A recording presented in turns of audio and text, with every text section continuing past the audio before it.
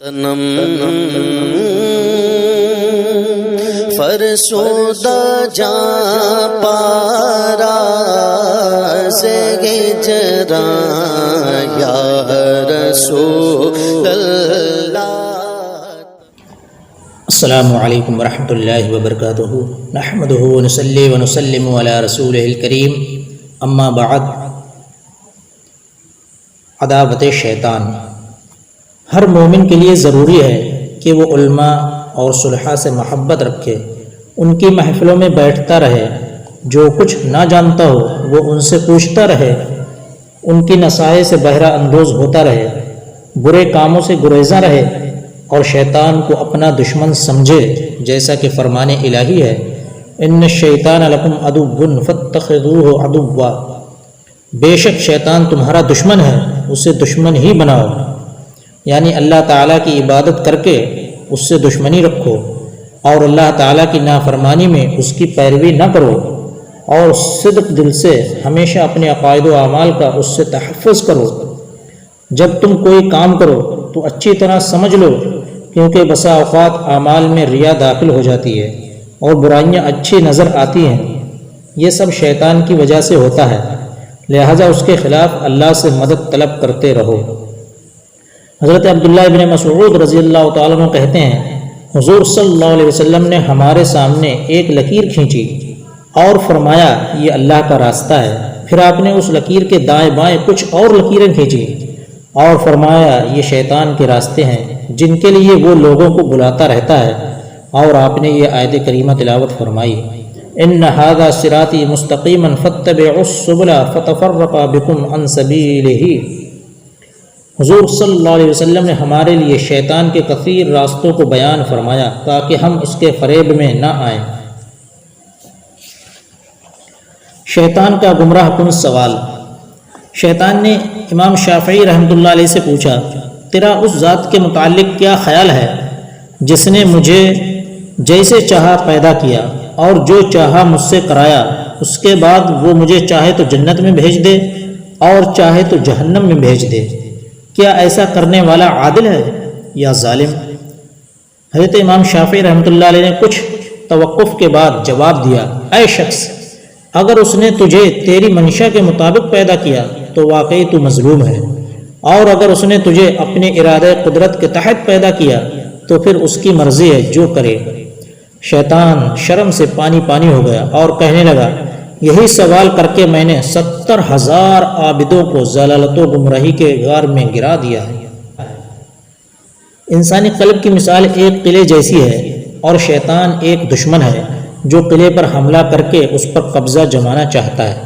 قلعے کی حفاظت دروازوں کو بند کیے بغیر اور تمام راستوں اور رکنوں کی نگرانی کے بغیر ناممکن ہے، اور یہ فریضہ وہی سر انجام دے سکتا ہے جو ان راستوں سے اچھی طرح واقف ہو، لہذا دل کو شیطانی وساوس کی الغار سے محفوظ رکھنا ہر عقل مند کے لیے ضروری ہی نہیں بلکہ ایک فرض عین ہے، چونکہ شیطان کی الغار کا مقابلہ اس وقت تک ناممکن ہے جب تک اس کی تمام گزرگاہوں سے واقفیت نہ ہو، لہذا ان گزرگاہوں سے واقفیت اولین ضروری ہے، اور یہ گزرگاہیں انسان ہی کی پیدا کردہ ہوتی ہیں، جیسے غصہ اور شہوت، کیونکہ غصہ عقل کو ختم کر دیتا ہے، لہذا جب عقل ماند پڑ جاتی ہے تو شیطانی لشکر انسان پر زبردست حملہ کر دیتا ہے۔ جو ہی انسان غضبناک ہوتا ہے شیطان اس سے ایسے کھیلتا ہے جیسے بچہ گیند سے کھیلتا ہے۔ ایک بندہ خدا نے شیطان سے پوچھا، یہ بتلا تو انسان پر کیسے قابو پا لیتا ہے؟ شیطان نے کہا، میں اسے غصہ اور اس کی شہوت کے وقت زیر کرتا ہوں۔ شیطان کے راستوں میں ایک راستہ حرص اور حسد کا بھی ہے، کیونکہ حرص انسان کو اندھا اور بہرا کر دیتی ہے، لہذا شیطان اس فرصت کو غنیمت سمجھتے ہوئے تمام برائیوں کو حرص کے سامنے حسین انداز میں پیش کرتا ہے اور وہ اسے خوبیاں سمجھ کر قبول کرتا چلا جاتا ہے۔ روایت ہے کہ جب حضرت نوح علیہ السلام بحکم خدا بندی پہلے ہر جنس کا ایک ایک جوڑا کشتی میں سوار کیا اور خود بھی سوار ہوئے تو آپ نے ایک اجنبی بوڑھے کو دیکھ کر پوچھا، تمہیں کس نے کشتی میں سوار کیا ہے؟ اس نے کہا، میں اس لیے آیا ہوں کہ آپ کے ساتھیوں کے دلوں پر قبضہ کر لوں، اس وقت ان کے دل میرے ساتھ اور بدن آپ کے ساتھ ہوں گے۔ حضرت نوح علیہ السلام نے فرمایا اے اللہ کے دشمن، اے ملعون، نکل جا۔ ابلیس بولا اے نوح، 5 چیزیں ایسی ہیں جن سے میں لوگوں کو گمراہی میں ڈالتا ہوں، 3 تمہیں بتلاؤں گا اور 2 نہیں بتلاؤں گا۔ اللہ تعالیٰ نے حضرت نوح علیہ السلام کی طرف وحی کی، آپ کہیں کہ مجھے 3 سے آگاہی کی ضرورت نہیں، تو مجھے صرف وہی 2 بتلا دے۔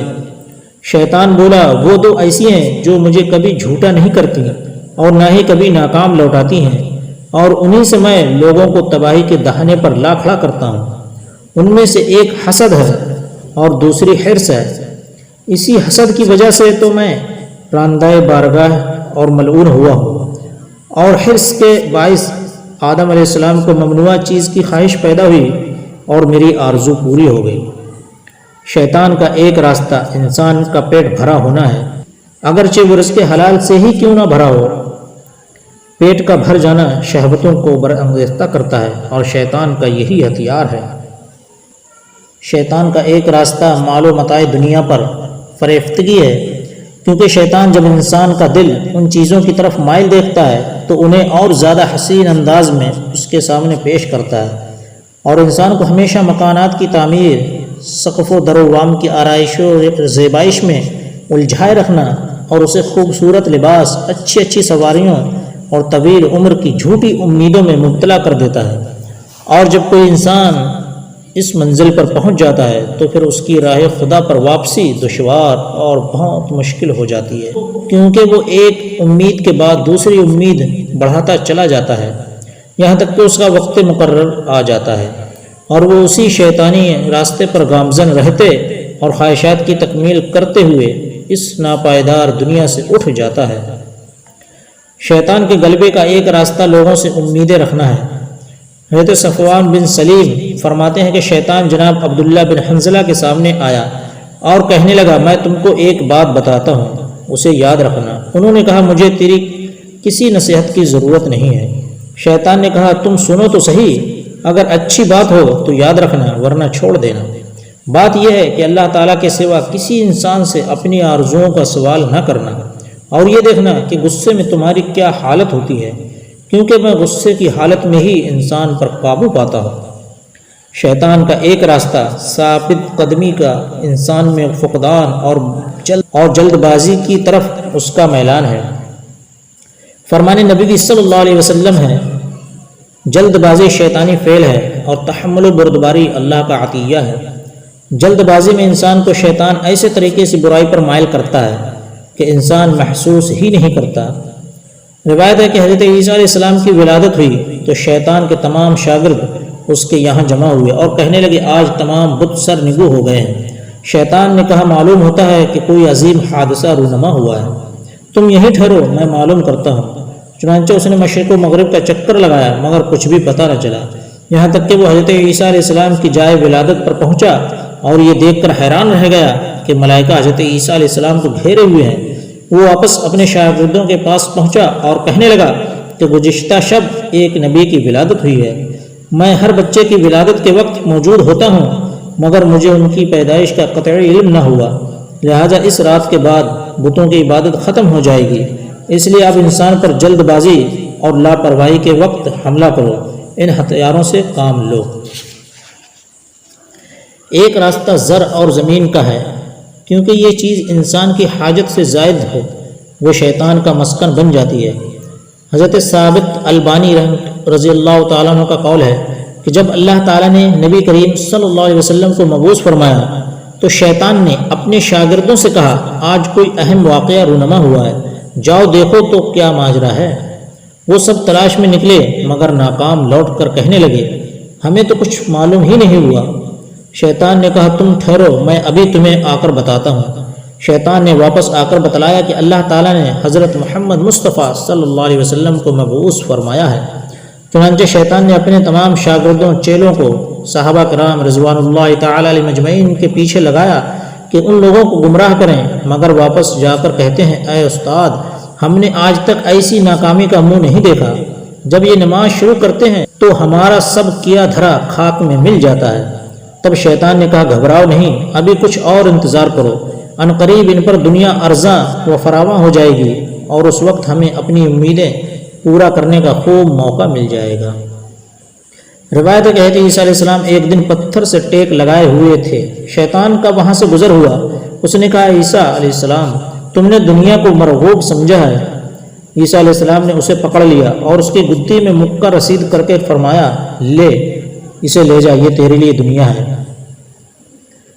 ایک راستہ فقر و فاقہ کا ڈر اور بخیلی ہے، کیونکہ یہ چیزیں انسان کو راہ خدا میں خرچ کرنے سے روکتی ہیں اور اسے مال و دولت جمع کرنے اور عذاب علیم کی دعوت دیتی ہیں۔ بخل کا سب سے بڑا نقصان یہ ہوتا ہے کہ بخیل مال و دولت حاصل کرنے کے لیے بازاروں کے چکر لگاتا رہتا ہے، جو کہ شیطان کی آماج گاہیں ہیں۔ شیطان اپنی جگہوں پر گھات لگائے بیٹھا ہوتا ہے۔ ایک راستہ مذہب سے نفرت اور خواہشات کی پیروی ہے، اپنے مخالفین سے بغض و حسد اور انہیں حقارت سے دیکھنا ہے، اور یہ چیز خواہ وہ عابد ہو یا فاسق سب کو ہلاک کر دیتی ہے۔ حضرت حسن رضی اللہ تعالیٰ عنہ کا ارشاد ہے کہ شیطان نے کہا میں نے امت محمد صلی اللہ علیہ وسلم کو گناہوں کی بھول بھلائیوں میں بھٹکایا مگر انہوں نے استغفار سے مجھے شکست دے دی۔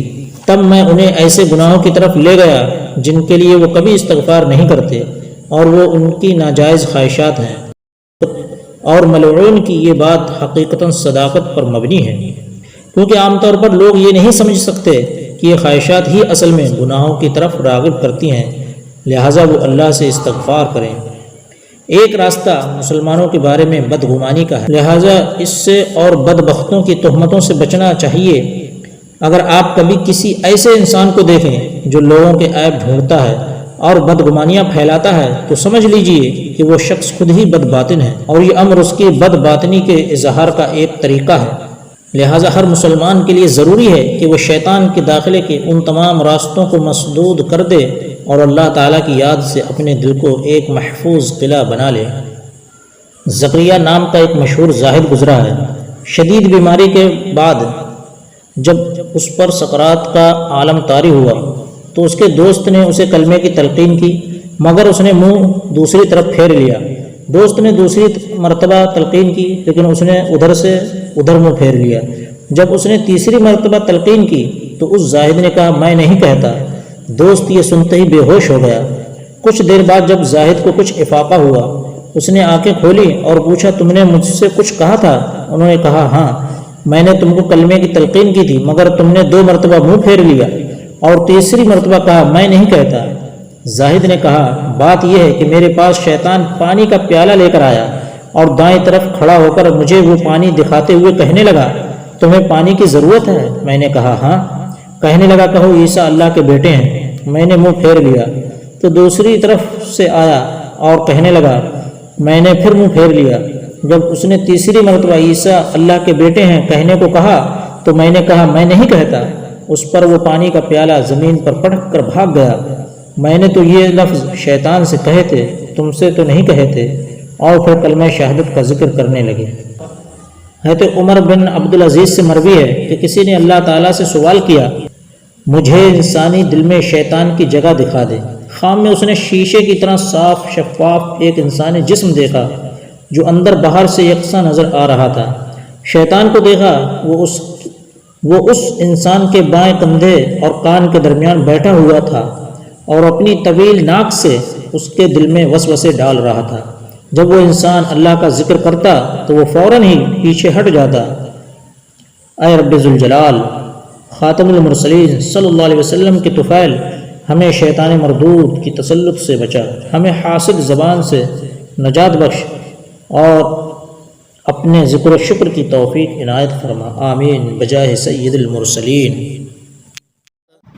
السلام علیکم دوستو، اگر آپ لوگوں کو ہماری یہ صحیح ناتمام پسند آئے تو ہمارے چینل کو سبسکرائب، لائک اور شیئر ضرور کریں۔